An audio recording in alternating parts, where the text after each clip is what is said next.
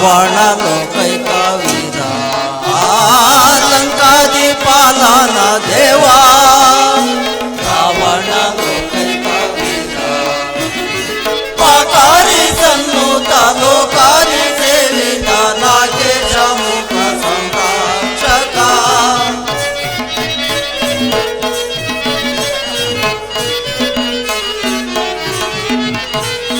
ಪಾಕಾರಿ ಸನ್ನುತ ಲೋಕಾರಿ ಸೇವಿತ ನಾಗೇಶ ಮುಖ ಸಂರಕ್ಷಕ ರಾವಣ ದೇವಾರಿ ದೇವಾ ರಾವಣ ಲೋಕೈಕವೀರ ಲಂಕಾದಿ ಪಾಲನ ದೇವಾ ರಾವಣ ಸಾರ್ವಭೌಮಕ್ಕೆ ಜೈ ಪರ ಜೈ ಪರ ಜೈ ಪರ ಜೈ ಪರ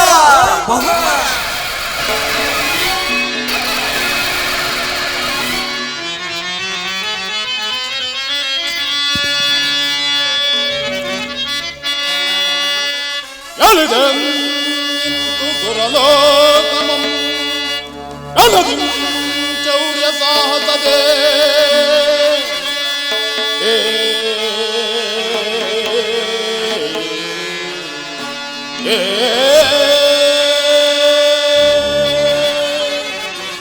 ರಾಸ್ತ ಚೈತನ್ಯ ಕುಂಭಕರ್ಣ ಪ್ರಭು ವರಧೀರ ಪ್ರತಾಪಮಂ ಸರಿಸಾಟಿಯೇ ಘನಪೌಲಸ್ತ್ಯ ವಂಶಕುಲ ತಿಲಕ ಲಂಕೇಶ್ವರ ಲಾಲೋಜಿರನ್ ನಾಮೆರವೆ ಮೂಜಗದಿ ವರ ಶಿವನ ವರ ಬಲದಿ ಸೌಖ್ಯವೇ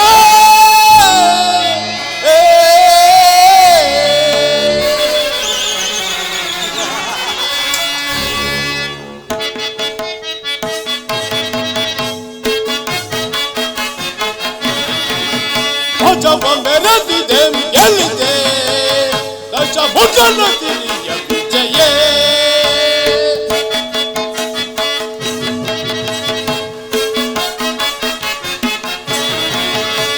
ಧ್ವಜವ ಮೆರೆದಿದೆ ಗೆಲ್ಲಿದೆ ದಶ ಭುಜನ ತಿರಿಯ ವಿಜಯೇ ಪ್ರಭಾ ಪೂರಿತ ಅತಿ ಪ್ರಚಂಡ ಪರಾಕ್ರಮ ಶೋಭಿತ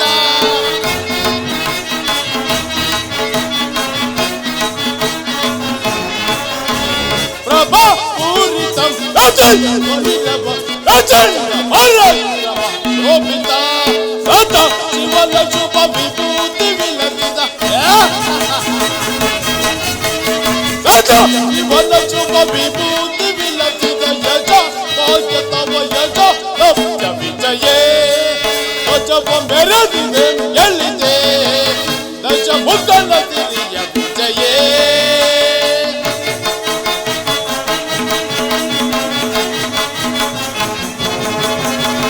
ವಿಜಯ ಮಧುವಕರ ಬಿಳಿದು ನಡೆದು ದಶ ವಿಜಯ ಗೆಲ್ಲಿದು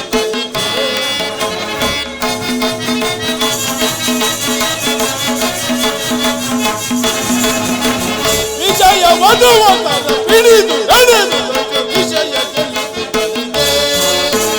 ಅಖಿಲ ಲೋಕ ದುರ ಸಮಾನ ರಹಿತ ಅಖಿಲ ಲೋಕ ದುರ ಸಮಾನ ರಹಿತ ಪ್ರಭುವೆ ನಿಪ ದಶಮುಖಗೆ ಸರಿ ಸಮರೇ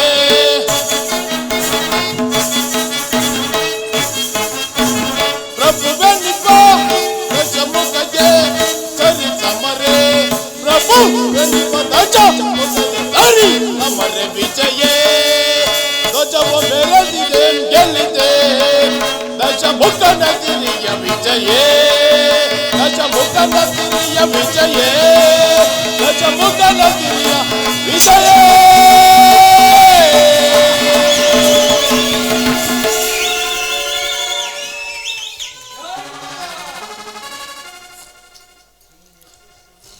ಅಖಂಡ ಅವನೀಯ ಮಂಡಲದೋಳು ಅಗಳಂಕ ಕೀರ್ತಿ ಪ್ರಚಂಡ ಮಹಾದೋರ್ದಂಡರೆನಿಸಿ ಮೆರೆದವರ ಮುಂಡ ಮುಂಡಗಳನ್ನು ಚೆಂಡಾಡಿ ಬ್ರಹ್ಮಾಂಡದ ರಕ್ತ ದೇವತೆಗಳಿಗೆ ನಿತ್ಯ ರಕ್ತ ದೌತಣವೆಂದಿತ್ತು ಅಖಂಡ ಭೂಮಂಡಲ ದಿಗ್ವಿಜಯ ಯಾತ್ರೆಯ ಮುಖಂಡರೆಂದೆನಿಸಿ ಗಂಡುಗಲಿಗಳ ತಂಡೋಪತಂಡನೆ ಗೈದು ಈ ಸ್ವರ್ಣಲಕ್ಕೆ ಪದವಿ ಪಟ್ಟೆ ದೊಡತನವನ್ನು ಸುಪ್ರಚಂಡನ ಹಸ್ತಪೀಠಕ್ಕೊಪ್ಪಿಸಿದ ಮಹಾಮಂಡಲಾಧೀಶ್ವರರೇ, ಈ ಲಂಕೆ ಭವಿಷ್ಯತ್ ಭವನಕ್ಕೆ ಭದ್ರ ಬುನಾದಿಯನ್ನಾಗಿ ನುಡಿದು ಶಂಕೆ ಇಲ್ಲದ ರಾಜ್ಯ ಭಾರಕ್ಕೆ ಕಂಕಣ ಬದ್ಧರಾಗಿ ನುಡಿದು ಅಂಕ ವೀರರೆಂಬ ಬಿರುದನ್ನು ಪತ್ತು ರಾಜತಂತ್ರ ನಿಪುಣರಾದ ಪ್ರಹಸ್ತಾದಿ ಮಹಾಮಂತ್ರೀಶ್ವರರೇ,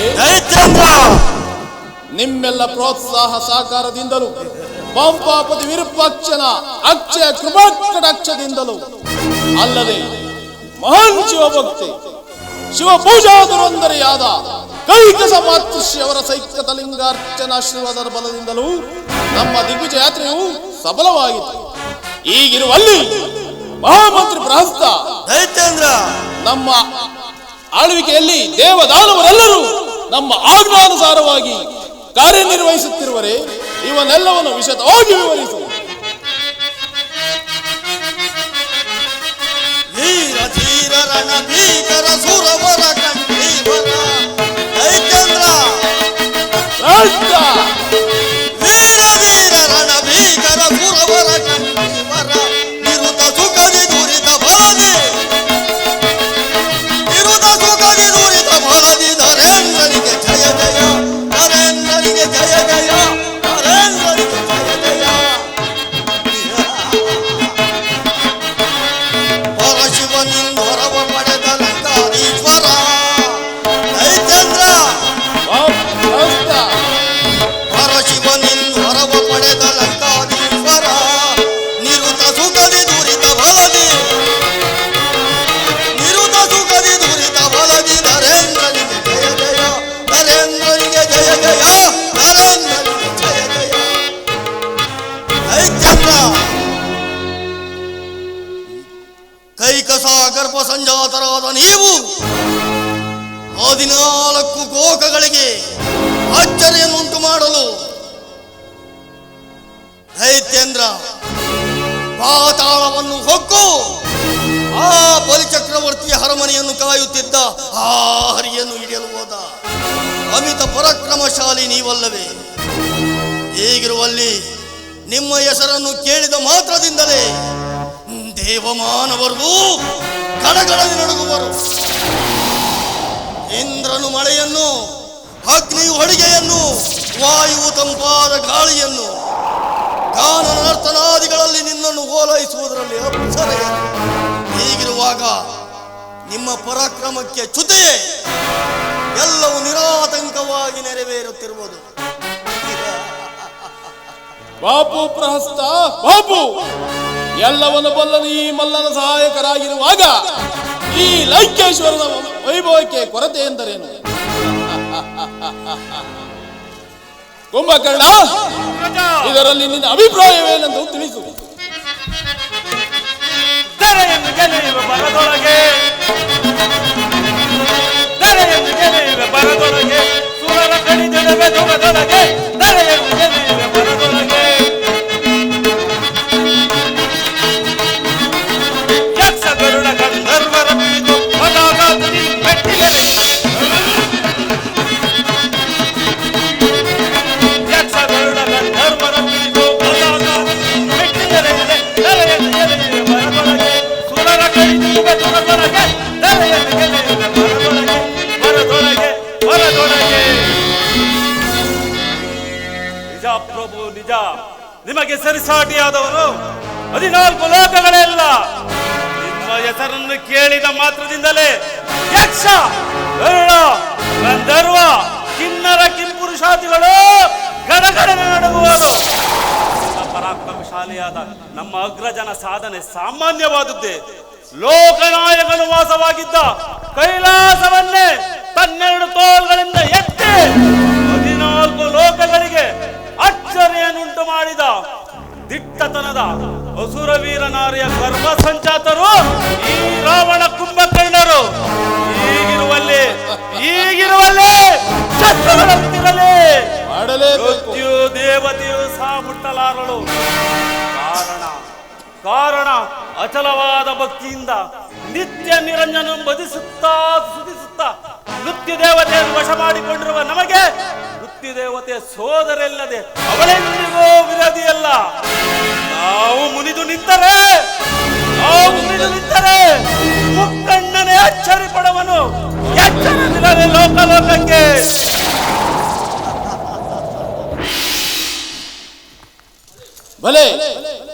ಕುಂಭಕರ್ಣ ಭಲೇ. ವಿಭೀಷಣ, ಇದರಲ್ಲಿ ನಿನ್ನ ಅಭಿಪ್ರಾಯವೇನೆಂದು ತಿಳಿಸು. ಇಂದ್ರಜಿತು, ನಿನ್ನ ಅಭಿಪ್ರಾಯವೇನೆಂದು ತಿಳಿಸು. ಜನಕ, ರಾವಣೇಶ್ವರ ಎಂದ ಹೆಸರನ್ನು ಕೇಳಿದ ಮಾತ್ರಕ್ಕೆ ಯಕ್ಷಗಾನ ಗಂಧರ್ವ ಕಿನ್ನರ ಕಿಂಪುರುಷರಾದಿಯಾಗಿಯೂ ಮನು ಮುನುಗರಾಗಿಯೂ ಗಡಗಡನೆ ನಡುವರು.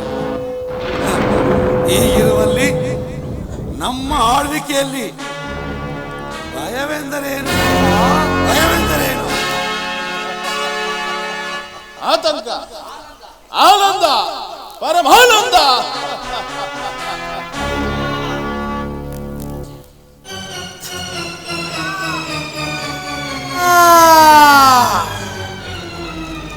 ಏನಿದು ರೋದನ ಧ್ವನಿ? ನಿಮ್ಮ ತಂಗಿಯವರು ರೋಧಿಸುತ್ತಾ ಬರುತ್ತಿರುವರು ಪ್ರಭು. ಏನು? ನನ್ನ ತಂಗಿ ರೋಧಿಸುತ್ತಾ ಬರುತ್ತಿರುವಳೆ? ಹೌದು. ಮಹಾಂ ಬ್ರಾಹ್ಮಣ, ಮಹಾನ್ ಶಿವಭಕ್ತ, ಈ ದಶಕಂಠ ರಾವಣನ ಸಭೆಗೆ ವಿಧಿಯೊಬ್ಬಳ ಆಗಮನ. ಇಂದು ಮನಕ್ಕೆ ಮುಂಜಾನೆ ಮಂಜು ಕವಿದ ವಾತಾವರಣ. ಶಿವ ಪೂಜೆ ಮಾಡುವಾಗಲೂ ಸಂಶಯದ ಧಾರಣ. ಎಡಗಣ್ಣು ಹದುರುತ್ತಿತ್ತು, ಎಡ ಭುಜವು ನಡುಗುತ್ತಿತ್ತು. ಆಗಲೇ ನಿರ್ಧರಿಸಿದೆ, ಹಿಂದೇನೋ ಆತಂಕ ಕಾದಿದೆ. ಇದಾದ ಅಪಾಯದ ಮುನ್ಸೂಚನೆ.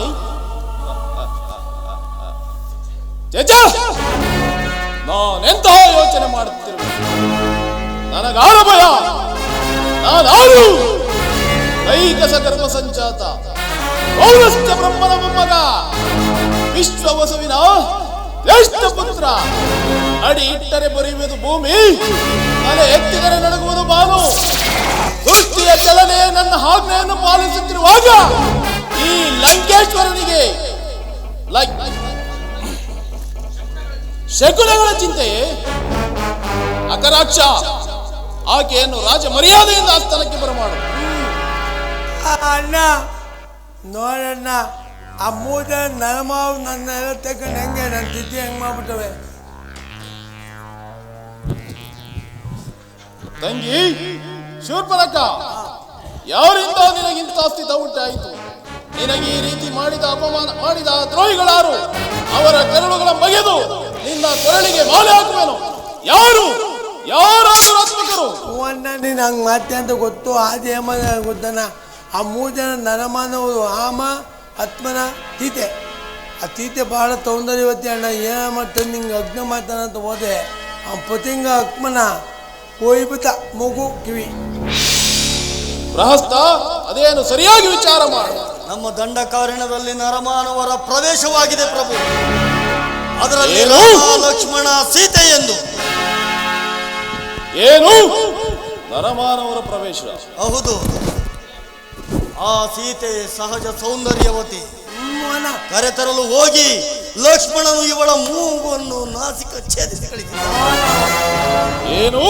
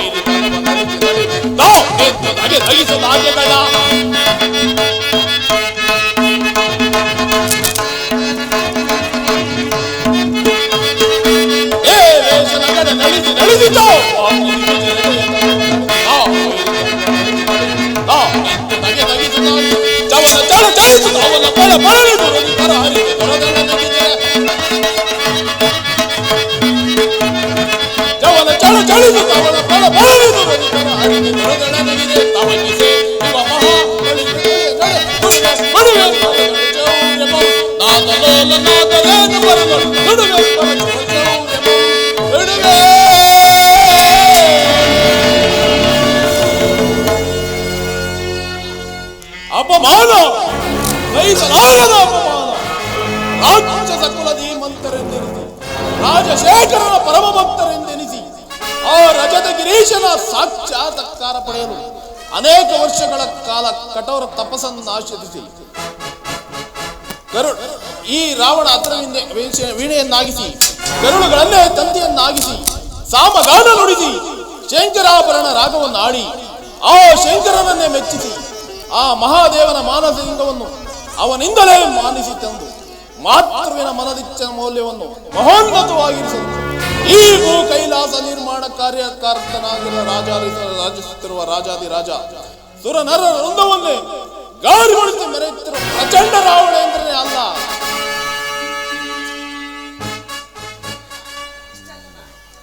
ಅಣ್ಣ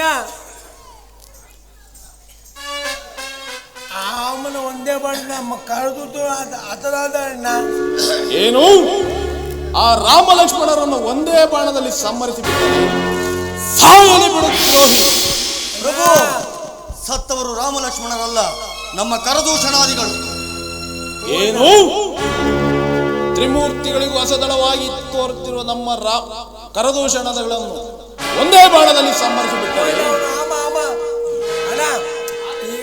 ಆಗಲಿ. ಆ ಜಾವಿಗೆ ಮುಂದಲೇ ನಿಡಿದು ಬಂದು ನನ್ನ ಪಟ್ಟಾದ ಅರಸಿಯನ್ನಾಗಿ ಮಾಡಿಕೊಳ್ಳದಿದ್ದರೆ ನಾನು ಲಂಕಾಧಿಪತಿಯೇ ಅಲ್ಲ.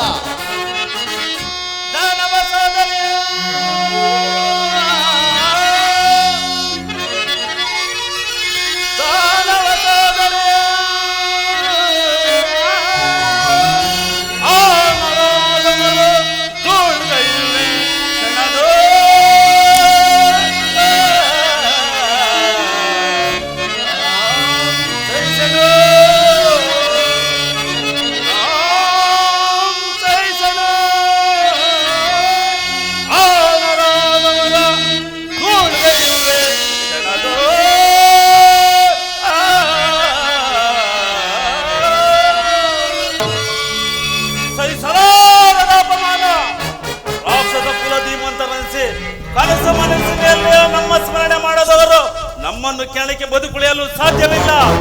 ಹೀಗಿರುವಲ್ಲಿ ದಂಡಕಾರಣ್ಯಕ್ಕೆ ಬಂದು ನಮ್ಮ ದೈತ್ಯ ಸಹೋದರರನ್ನು ಈ ರೀತಿ ಅಪಮಾನಗೊಳಿಸಿದ್ರೆ ಪರಿವಾರ ಸಮೇತವಾಗಿ ಧ್ವಂಸ ಮಾಡಿ ಬಿಡೋಣ. ಅಣ್ಣ ಆಮ ಅಕ್ಕಳು ಒದಿಸುವುದು ಬೇಡ ಅಣ್ಣ. ಅವನು ಒಂಟಿತೆ ತೀತೆಯನ್ನು ತಂದು ನಿನ್ನ ಇತ್ತದ ಅಟ್ಟಿ ಮಾಕೋ. ಹಾಗಾದರೆ ಆ ರಾಮ ಲಕ್ಷ್ಮಣರು ವಂಚಿಸುವ ಬಗೆ ಹೇಗೆ? ಅಮ್ಮ ಮಾವ ಮಾಹಿತಿ ಮಾವ ಮಾಯಾ ಬಲೆ ತಂಗಿ ಬಲೆ. ನಿನ್ನ ನಾಶಿಕ ವಿಹೀನವಾದರೂ ಬುದ್ಧಿ ಮಾತ್ರ ಚುರುಕಾಗಿಯೇ ಇದೆ. ಅಕರಾಕ್ಷ, ನೀನು ಹೋಗಿ ನನ್ನ ತಂಗಿಯನ್ನು ರಾಜ್ಯ ವೈದ್ಯರೊಂದಿಗೆ ಔಷಧೋಪಚಾರಗಳನ್ನು ಮಾಡಿ ಕರೆದುಕೊಂಡು ಹೋಗಿ. ಪ್ರಹಸ್ತ, ದೈತ್ಯೇಂದ್ರ, ನೀನು ಹೋಗಿ ಪಾವನಾದ ಮಾರೀಚನನ್ನು ಕರೆದುಕೊಂಡು ಬಾ. ಆಜ್ಞೆ.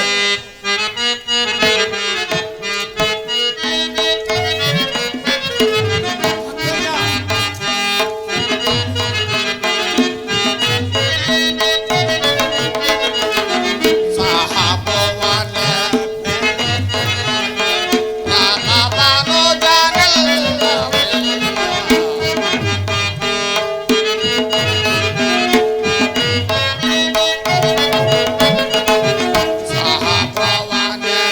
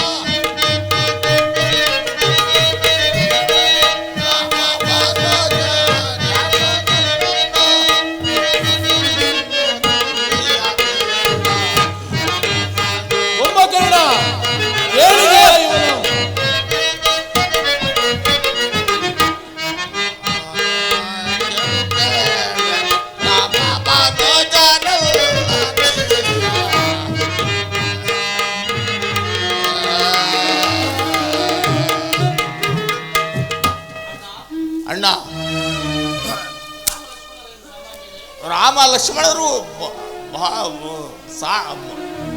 ಸಾಮಾನ್ಯರೇ. ಶ್ರೀಮನ್ನಾರಾಯಣನ ಅವತಾರದಲ್ಲಿ ರಾಮನು, ಆದಿಶೇಷನೇ ಲಕ್ಷ್ಮಣನು, ಲಕ್ಷ್ಮಿಯ ಸೀತೆಯು ಇವರು ಈ ಭೂಮಿಯಲ್ಲಿ ಜನಿಸಿರುವರು. ಅವರನ್ನು ನಿಂದಿಸುವುದು ಉಚಿತವಲ್ಲ ಅಣ್ಣ. ಚಿಕ್ಕಪ್ಪ ಮುಚ್ಚುಬಾಯಿ. ನಮ್ಮ ಸೋದರತ್ತೆಗಾದ ಅವಮಾನ ಸ್ಮರಿಸದೆ ಹಾಗೆ ಬಂದು ಹರಡುತ್ತಿರುವ ನಿನ್ನ ನಾಲಿಗೆಯನ್ನು ಸೆಳೆಬಿಡುತ್ತೆ. ಶಂಭೋ ಮಹಾದೇವ, ಶಂಭೋ ಮಹಾದೇವ. ರಾವಣೇಶ್ವರ, ನನ್ನನ್ನು ಕರೆಯಿಸಿದ ಕಾರಣವೇನು?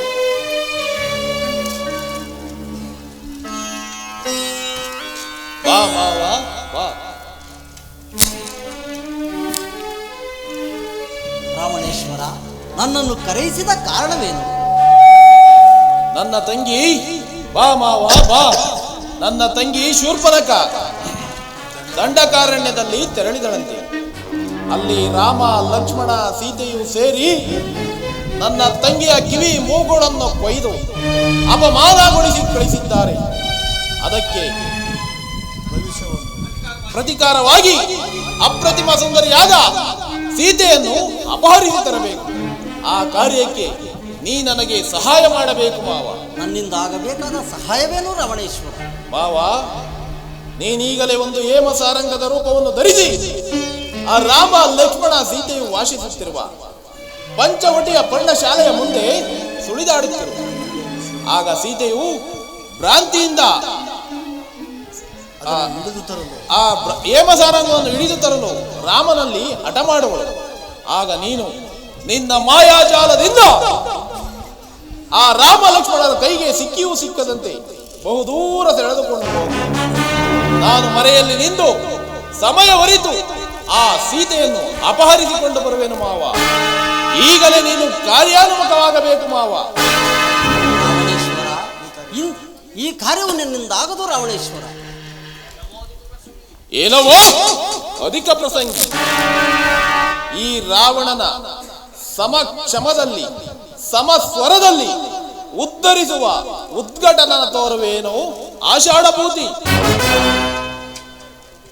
ಈತನಿಂದ ಸಾಯುವುದಕ್ಕಿಂತ ಆ ಸತ್ಪುರುಷನಾದ ಶ್ರೀರಾಮಚಂದ್ರನ ಬಾಣಕ್ಕೆ ತುತ್ತಾದರೆ ಮೋಕ್ಷವಾದರೂ ದೊರಕುವುದು. ರಾವಣೇಶ್ವರ, ನಿನ್ನಿಷ್ಟದಂತಾಗಲಿ. ನಾನು ಸುಂದರ ಹೇಮ ಸಾರಂಗ ರೂಪವನ್ನು ಧರಿಸಿ ರಾಮ ಲಕ್ಷ್ಮಣರನ್ನು ಬಹು ದೂರ ಕರೆದೊಯ್ಯುವುದು. ತದನಂತರ ನಿನ್ನ ಮನಬಂದಂತೆ ಮಾಡಿಕೊಳ್ಳಬಹುದು. ಶಂಭೋ ಮಹಾದೇವ. ಮಾವ, ನಿನ್ನನ್ನು ನಿಂದಿಸಿದ ನನ್ನನ್ನು ಮನ್ನಿಸು. ನಡೆ, ಸೀತಾಪಹರಣದಲ್ಲಿ ತೊಡಗೋಣ.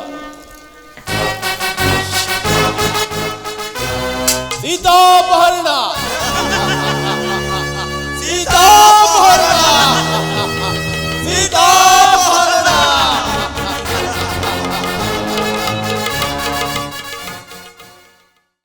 ಶಂಭೋ ಮಹಾದೇವ.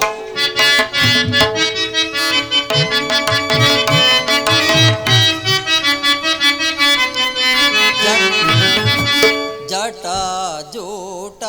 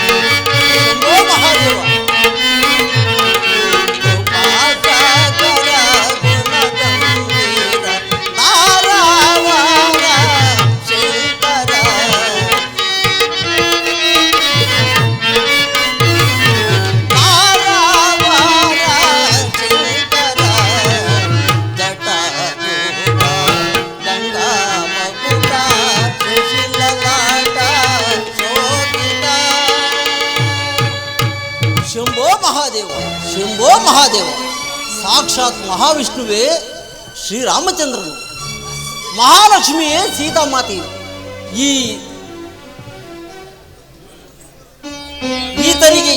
ಈತನಿಗೆ ಬುದ್ಧಿ ಹೇಳುವುದು ಗೋರ್ಕಲ್ಲ ಮೇಲೆ ಮಳೆ ಸುರಿದಂತೆ, ವಿನಾಶಕಾಲೇ ವಿಪರೀತ ಬುದ್ಧಿ.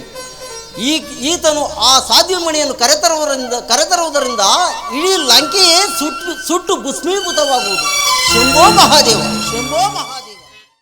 ಕಾಂಚನ ಮೃಗಮಯ ದೇಹವೋ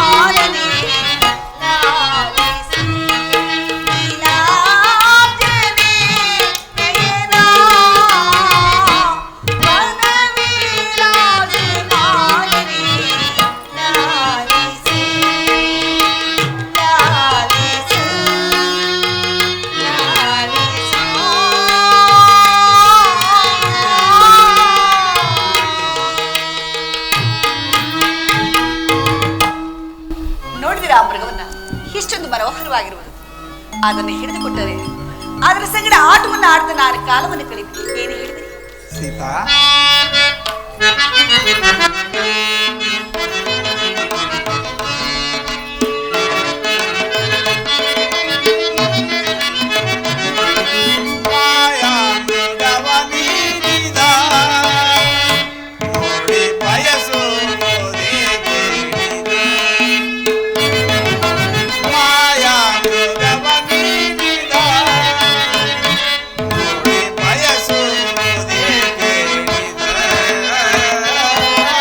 ಆ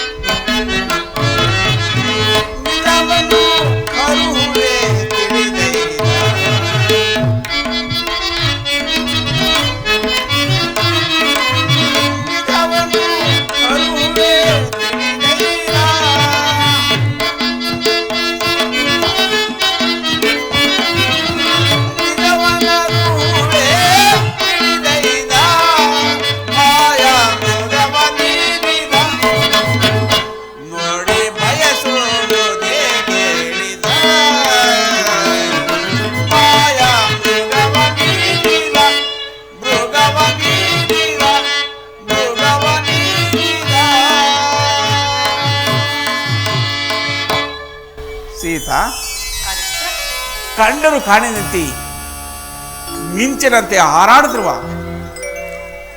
ಆ ಮೃಗದ ಒಡವೆ ನಮಗೆ ಬೇಡ ಸೀತಾ, ಬೇಡ. ನೀನು ಹಾಗೆ ಬಯಸಿದ್ದಾದರೆ ಆ ಚಂದ್ರನಲ್ಲಿರುವ ಏಮ ಸಾರಂಗನ ತಂದು ಕೊಡ್ತೇನೆ.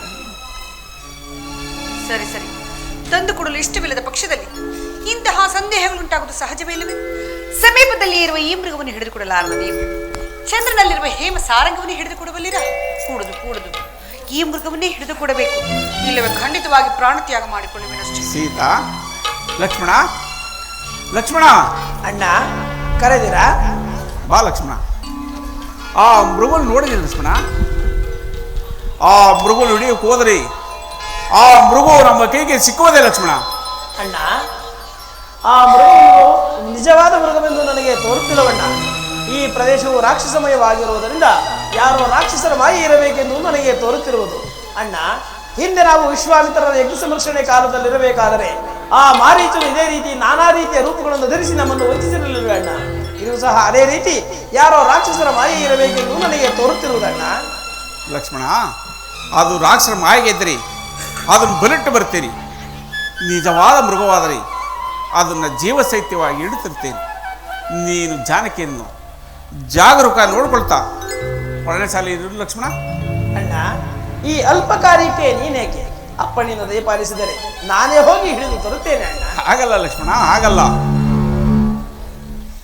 ಸತಿ ಕೇಳಿದ್ದನ್ನ ಪತಿಯು ತರುವುದು ಧರ್ಮ.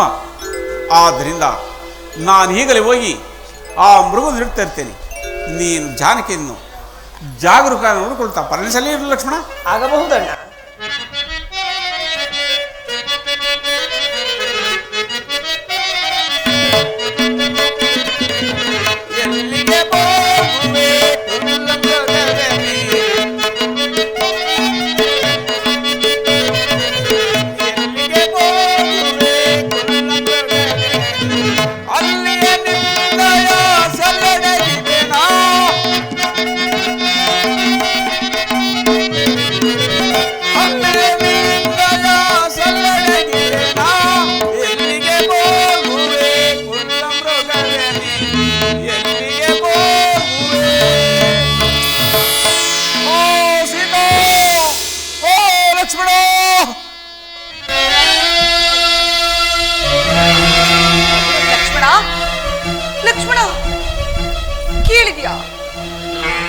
ಕೇಳಿದ್ಯಾ ನಿನ್ನಣ್ಣನ ಆರ್ತ ಧ್ವನಿಯನ್ನ?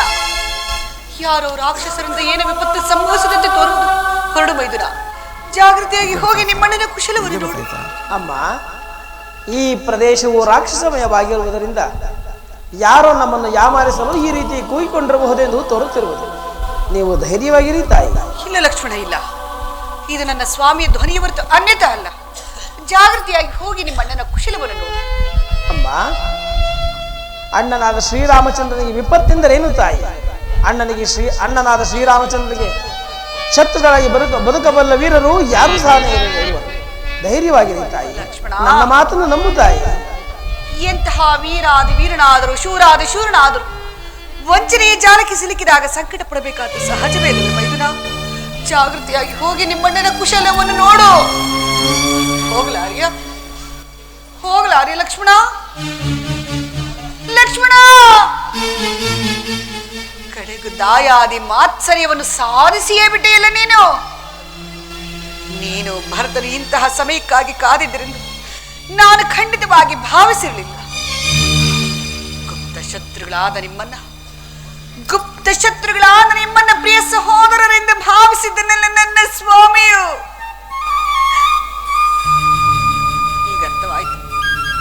ಹೀಗರ್ಥವಾಯಿತು.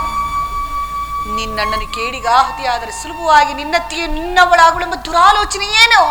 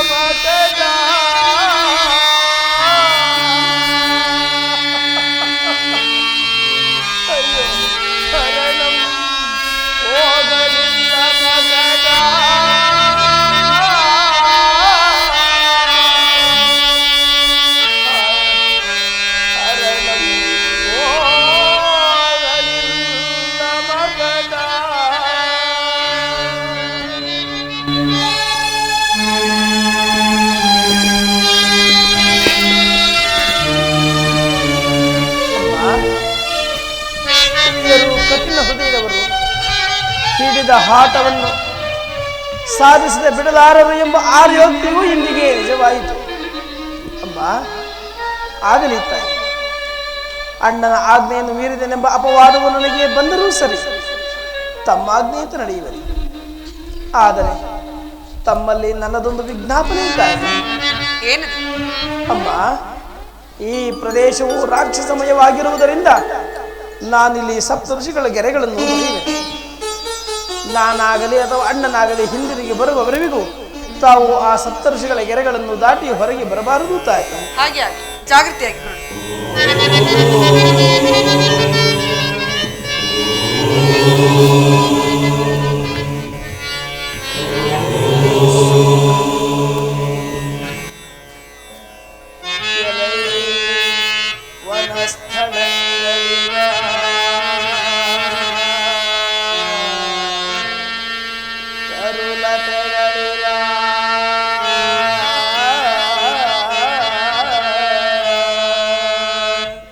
ವಟವೃಕ್ಷಗಳಿರ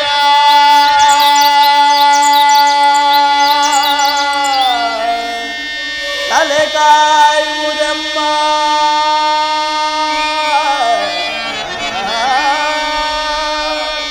ಸೀತಾ ಮಾತೆಯ ತಲೆ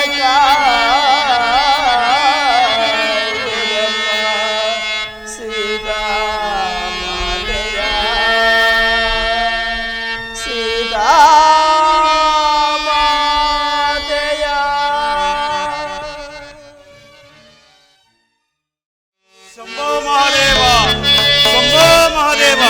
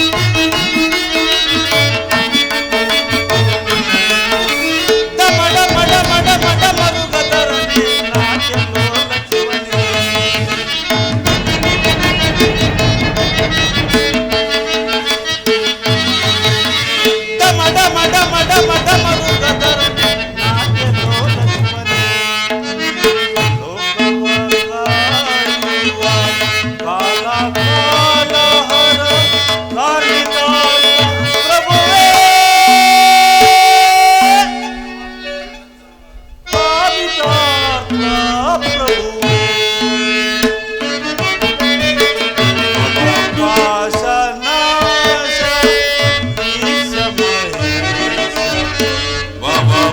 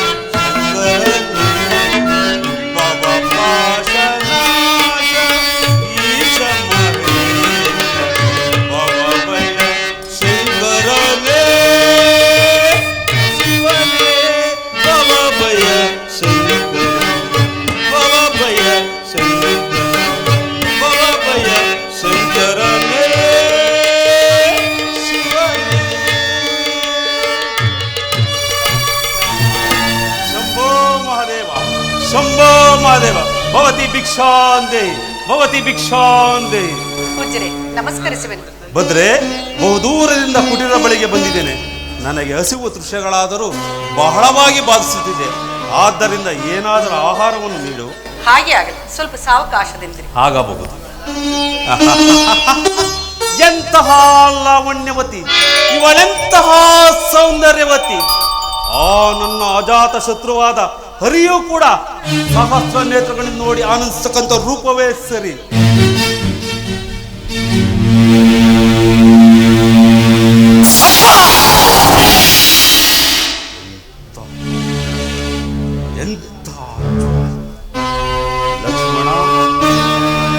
ಲಕ್ಷ್ಮಣ, ಮೆಚ್ಚಿದೆ ನಿನ್ನ ಈ ಜಾಣ್ಮೆಗೆ. ಜಗತ್ತೇ ಅಚ್ಚರಿ ಪಡುವಂತೆ ಇಲ್ಲಿ ಸಪ್ತ ಋಷಿಗಳನ್ನು ಪ್ರತಿಷ್ಠಾಪಿಸಿರುವೆಯಾ? ಸೀತಾ, ಸೀತಾ, ನೀನ್ ಎಂತಹ ಲಾವಣ್ಯವತಿ, ನೀನ್ ಎಂತಹ ಸೌಂದರ್ಯವತಿ.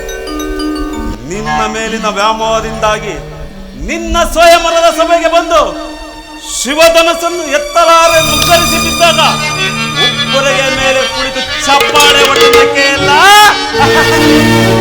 ಆ ತುಂಬಿದ ಸಭೆಯಲ್ಲಿ ನನಗಾದ ಅಪಮಾನ, ಖಡ್ಗಗಳು ಏಕಕಾಲದಲ್ಲಿ ನನ್ನ ಶರೀರವನ್ನು ನಾಟಿದಂತಾಯಿತು. ಅಲ್ಲದೆ ನನ್ನ ತಂಗಿಗಾದ ಅಪಮಾನದಿಂದ ನನ್ನ ರಕ್ತ ಕುದಿಯುತ್ತಿದೆ. ಸೀತಾ, ಆಪದಿಸಿಕೊಂಡು ಹೋಗಿ ಶೋಕವಿಲ್ಲದ ಅಶೋಕವನದಲ್ಲಿರಿಸಿ ನನ್ನ ಅಂತರಂಗದಿಂದ ಅಲ್ಲದೆ ನನ್ನ ಮಾವನಾದ ಮಾರೀಚನನ್ನು ಈ ದಿನ ರಾಮಬಾಣಕ್ಕೆ ಬಲಿ ಕೊಡುತ್ತಿದ್ದೇನೆ. ಮಾವ ಮಾರೀಚ, ನನ್ನನ್ನು ಮನ್ನಿಸಿ ಬಿಡು. ನನ್ನ ಸ್ವಾರ್ಥಕ್ಕಾಗಿ ಈ ದಿನ ನಿನ್ನನ್ನು ಬಲಿ ಕೊಡುತ್ತಿದ್ದೇನೆ.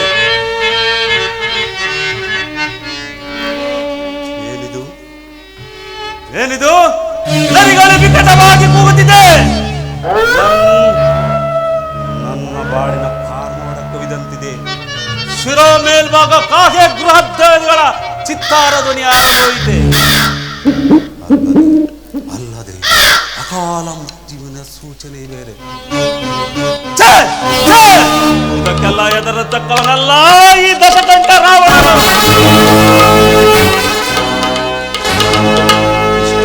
ಮಾವನಾದ ಮಾರೀಚನು ರಾಮಲಕ್ಷ್ಮಣ ಬಹುದೂರ ಕರೆದುಕೊಂಡು ಹೋಗಿದ್ದಾನೆ.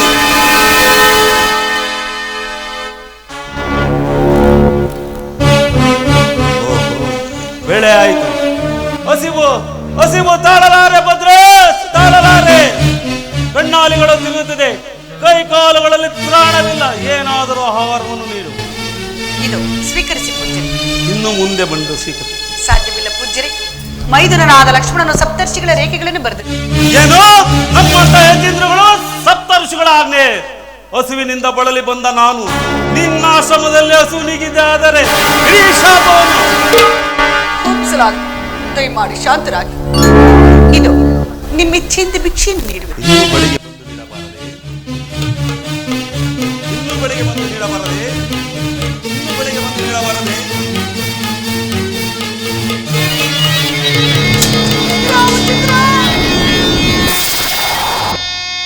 ಇದೋ ನೋಡು ಪೌಲಂಬುದಿ ಕಳಚಂಬುದಿ ಚಂದ್ರನ ಓಡುಗಾಲವೇಂದ್ರನ ಸಮಸ್ತ ನಿಚ್ಚರ ಮನೋತ್ಸಾಹ ಮಗನ ಮತಾಂಗನ ನೋಡೆ ಸಜಾಚಲ ನೋಡು ಸುಪ್ರಚಂಡನ ನೋಡು ಹರಿರಾಯರ ಗಂಡ ಈ ರಾವಣ ಸಾರ್ವಭೌಮನ ನೋಡೇ.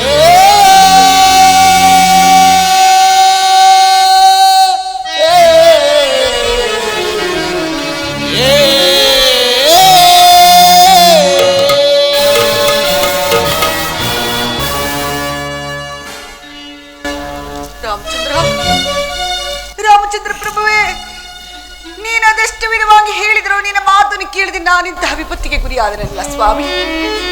ಏನು ಮಾಡಲು? ಈ ಸಮಯದಲ್ಲಿ ನನ್ನನ್ನು ರಕ್ಷಿಸುವರಾರೂ ಇಲ್ಲವೇ? ನನ್ನನ್ನು ಕಾಪಾಡುವರಾರೂ ಇಲ್ಲವೇ?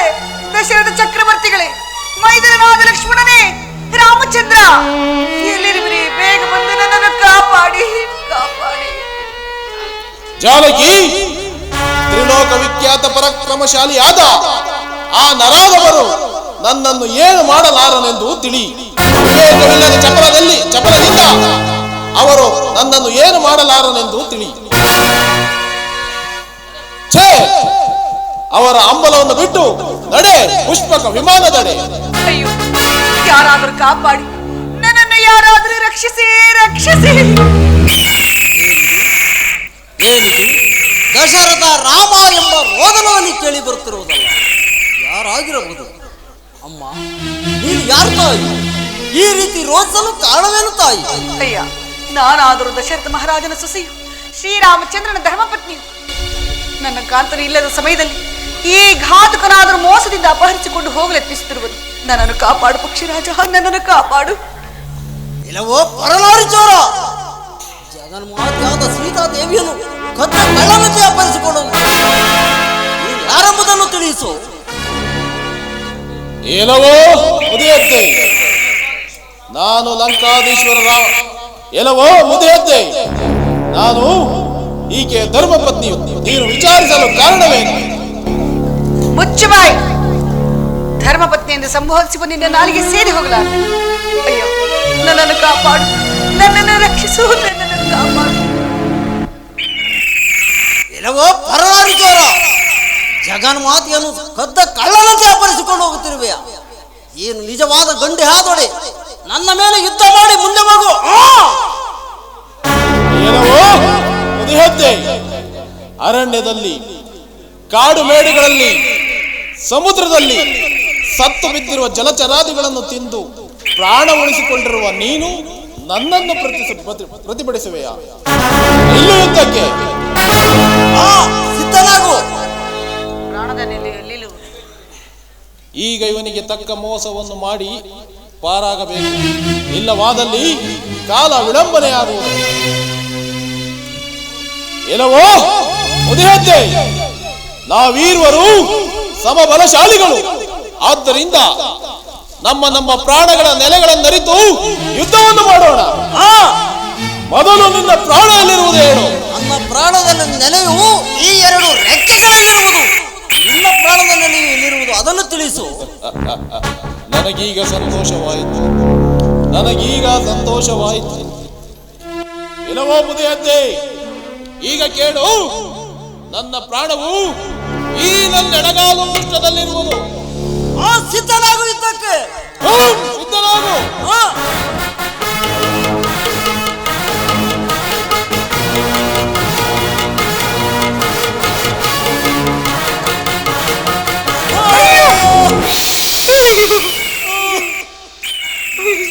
ಜಾನಕಿ, ನೋಡು, ನಿನಗೆ ಸಹಾಯ ಮಾಡಲು ಬಂದ ಆ ಜಟಾಯುವಿನ ಗತಿಯನ್ನು. ನಡೆ, ನಿನಗಿಂದು ಸಹಾಯ ಮಾಡಲು ಯಾರು ಇಲ್ಲ. ನಡೆ, ಪುಷ್ಪಕ ವಿಮಾನದಡೆ. ಅಯ್ಯ ಪಕ್ಷಿರಾಜ, ನನ್ನನ್ನು ಕಾಪಾಡಲು ಬಂದ ನೀವು ಇಂತಹ ದುಸ್ಥಿತಿ ಏನು ಮಾಡು?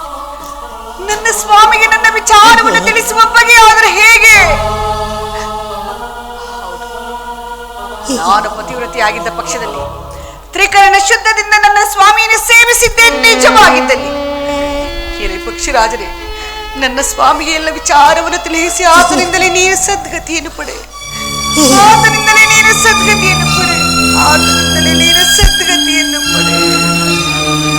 ಜಾನಕಿ, ನಡೆ.